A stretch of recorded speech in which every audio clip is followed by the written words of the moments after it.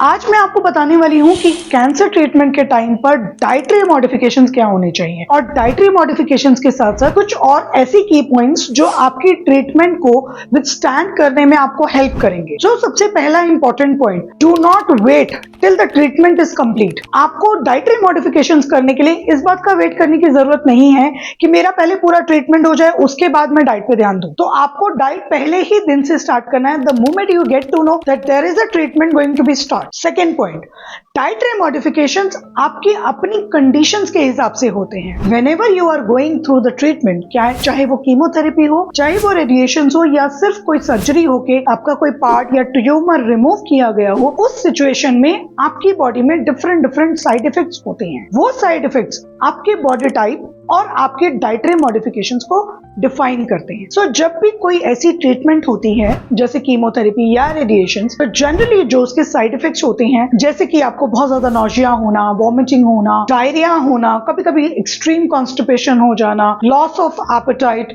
Extreme body pain, a lot of loss of muscles, आपकी body में बहुत weakness आने लगती है, आपकी बॉडी के अंदर से स्टेमिना खत्म हो जाता है, आपकी एपेटाइट के साथ साथ आपके टेस्ट बड्स कंप्लीटली चेंज हो जाते हैं।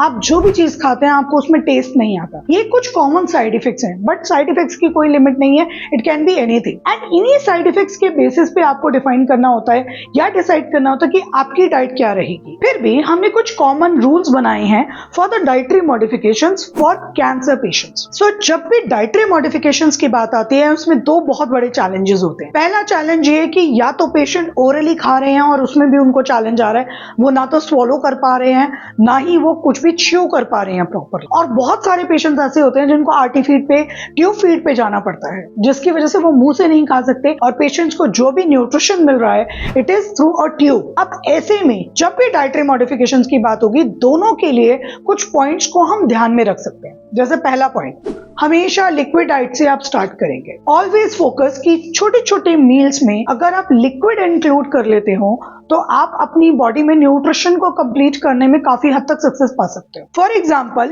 बहुत हद तक हमारे डेयरी प्रोडक्ट्स जो होते हैं, जैसे कर्ड हो गया, बटर मिल्क हो गया, मिल्क हो गया, ये सारी चीजें लो फैट में किसी भी मेडिकल कंडीशंस में कंज्यूम की जा सकती हैं। बट सिर्फ एक चैलेंज है, अगर आप डायरियाटिक हैं, यानी कि अगर आपको लूज मोशन की इंटेंसिटी है, तो आप मिल्क का इस्तेमाल नहीं करेंगे। बाकी आप कोई भी प्रोडक्ट इस्तेमाल करके, यानी कि curd and butter milk include करके अपने न्यूट्रिशन को कंप्लीट करने में सपोर्ट ले सकते हैं। दूसरी चीज आती है आपकी फ्रीक्वेंसी, बिकॉज एक तो आपका एपेटाइट कम है, दूसरा आपका गट इश्यूज, तो आपका कोई भी पोर्शन बहुत बड़ा नहीं होना चाहिए। छोटे छोटे मील्स आप हर 2 से 2.5 घंटे में खाइए। एंड इन फैक्ट जो पॉइंट हम ट्यूब फीड में फॉलो करते हैं वो फॉलो हम ओरल में भी कर सकते हैं। दैट मीन्स आप हर 1 से 1.5 घंटे में भी कंज्यूम कर सकते हो, क्योंकि आपका पोर्शन इतना लिमिटेड हो जाता है कि आपकी न्यूट्रिशन की need throughout the day complete ही नहीं हो पाती।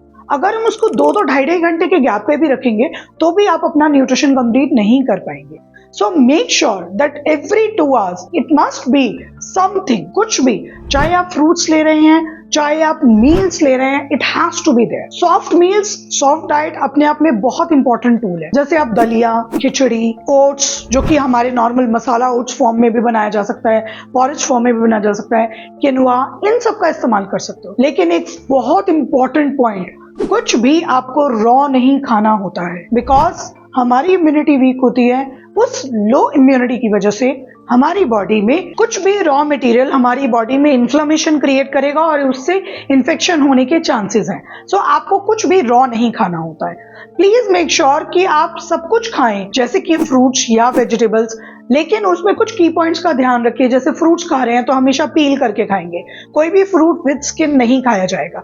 You wash your fruits and vegetables every time you consume, but vegetables हमेशा वेल कुक्ड होने चाहिए। आप उनको थोड़ा सा सॉटे करके खा लीजिए या बॉईल करके खा लीजिए, बट कच्चा कुछ नहीं खाना है आपको। इसके अलावा जंक फूड्स जो भी आपका, चाहे वो ऑयली है, चाहे वो फ्राइड है, anything which is with the processed stuff, वो सब आउट हो जाना चाहिए डाइट में से। एक और बहुत इंपॉर्टेंट पॉइंट है, आपको ना तो बहुत ज्यादा मीठा खाना है, ना ही बहुत ज्यादा सॉल्टी खाना है। There should be always a balance. अगर आप बहुत ज्यादा मीठा खाते हो तो बाकी के पैरामीटर्स हैम्पर्स हो सकते हैं। सेम एज विद द बहुत ज्यादा सॉल्टी, आपकी बॉडी में और ज्यादा डिहाइड्रेशन क्रिएट हो सकती है। सो इन काफी सारे पॉइंट्स का आप ध्यान रखिए, but please understand that it has to be customized. So आपकी सिचुएशन क्या है उस हिसाब से समझने के लिए आपको न्यूट्रिशनिस्ट, डाइटिशियंस को कंसल्ट करना ही पड़ेगा।